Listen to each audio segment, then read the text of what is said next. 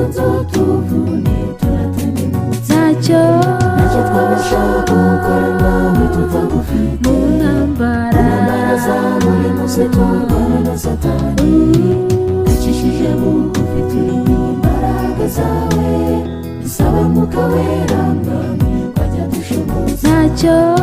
twabasha gukora nawe tutagufite mu ntambara za buri munsi turwana na satani ducishije bugufi turirimba imbaraga zawe dusaba Mwuka Wera mwami wajya dushoboza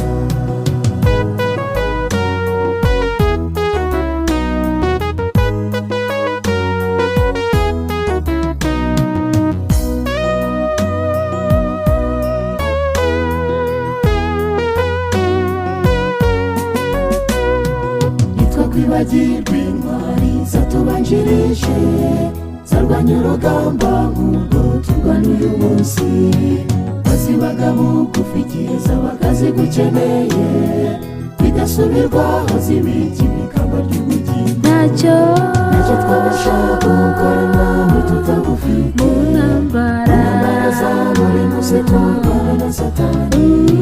ducishije bugufi turirimba imbaraga zawe dusaba Mwuka Wera mwami wajya dushoboza ntacyo twabasha gukora nawe tutagufite mu ntambara za buri munsi turwana na satani ducishije bugufi turirimba imbaraga zawe dusaba Mwuka Wera mwami wajya dushoboza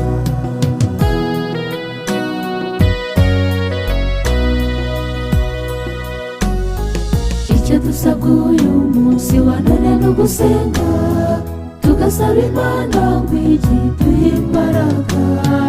ituneshereze muri ibi bihe bya nyuma tuzabashe gusoza uru rugendo amahoro ntacyo twabasha gukora nawe tutagufite mu ntambara za buri munsi turwana na satani ducishije bugufi turirimba imbaraga zawe dusaba Mwuka Wera mwami wajya dushoboza ntacyo twabasha gukora nawe tutagufite mu ntambara za buri munsi turwana na satani ducishije bugufi turirimba imbaraga zawe dusaba Mwuka Wera mwami wajya dushoboza ntacyo twabasha gukora nawe tutagufite mu ntambara za buri munsi turwana na satani ducishije bugufi turirimba imbaraga zawe dusaba Mwuka Wera mwami